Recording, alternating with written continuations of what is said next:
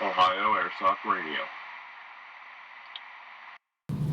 Hello everybody and welcome to Ohio Airsoft Radio. I am your host, MGD, bringing you all things related to airsofting in Ohio. Today we're going to start off with the only real bit of news I have, and it's not really news, more so a job hunt, if you will. Fox, the administrator on Airsoft Ohio, he's looking for somebody to help with the development of Airsoft Ohio. All the new stuff they've been working on to try to bring to the site hasn't been rolling out as fast as they want, so he's looking for somebody with V-Bulletin experience, programming experience, web design, and maybe somebody to help with the IT side of running the site. So if you know of anybody or you are somebody that would like to help with this, definitely PM him. He hasn't said whether or not he's found anybody, so I'm assuming he's still looking. So if you are interested in that, get on top of that and help expand AO. So that ends the news. The first bit on the discussions is more really of a opinion thread, if you will. Jonah, he's looking for input on what makes people interested in events. What storylines get you interested, what makes you want to go to an event, as in, do certain people show up, et cetera, et cetera. And he's looking for this to help out-of-the-box industries. But the other thing is, this doesn't only just help out of the box. It helps all event organizers and field owners, start figuring out, what people really want so that they can better tailor games to our desires in airsoft. So if you haven't given your input and you would like to, definitely jump over on that thread. It's on Airsoft Ohio, and give Jonah and everybody else essentially your input.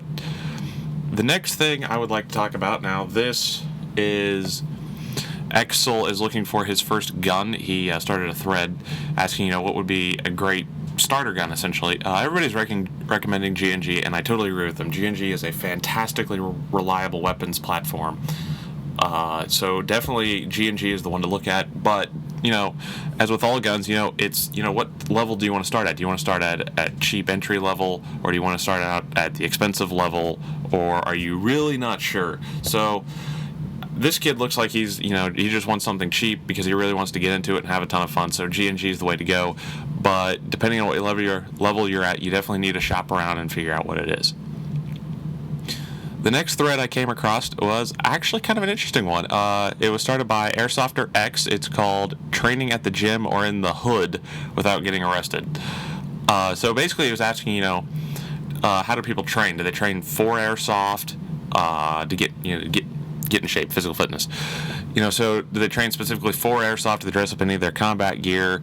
It's actually kind of interesting to read through because Tex, Iron Man, a whole bunch of people were posting about how they actually work out, whether it's for military reasons, for airsoft reasons, for general purpose, or just because they like working out.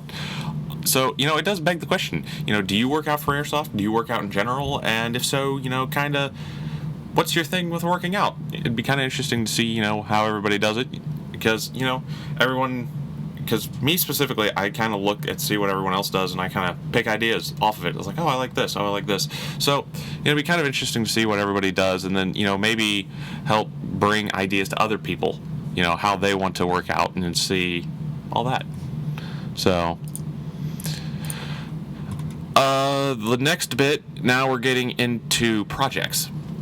Silent Moose, he apparently has been an actor for a year. I'm honestly not all that up on AO, so I don't know everybody half the time. So apparently he's been an actor for a year, but while he was out, he got into paracord bracelets, so he's showing off all the different stuff he did with paracord bracelets. The two interesting ones I saw that he did, beyond obviously all the normal bracelets and lanyards and bits, was one, he wrapped his his vertical grip with paracord, and then he actually made a sling point, is what it looks like. Yeah, a sling point for his M16 off the stock using paracord. I've actually held a V-grip, with paracord, and I must say they are supremely comfortable. Now, I've never actually done a sling attachment with paracord. That would honestly make me a little nervous. That being said, it probably would hold up if done correctly. But it was kind of neat to just look over, a couple little ideas what to do. So, the last thing I wanted to touch on in terms of threads and projects, and in this case, an explosive project, we'll say. PMO Gordon is at it again, having fun. he is making 40 millimeter projectiles. He's made a set of prototypes, and he explains how he makes them. It's using different foams and things to launch out of your 40 millimeter grenade launcher off your gun, or if you have one of those insane 6-shot revolver deals. Basically, the whole idea is to give a more realistic effect / area effect attack. So basically, essentially what happens is when the round impacts, whatever you have inside, the top of the round will break apart, spilling out the contents. So his thing was he used food-colored powder. So when it hits, obviously this powder goes everywhere, which actually sounds like something I do with my Thunder Bees. I'd fill it with pink powder, which is always very entertaining when it gets on people. So it's actually a really nifty little build. He explains the basics of how he did it, how he built the molds for them, that kind of thing. He's only made the prototypes. He says he's going to work on future refinement. He even has a video showing them off.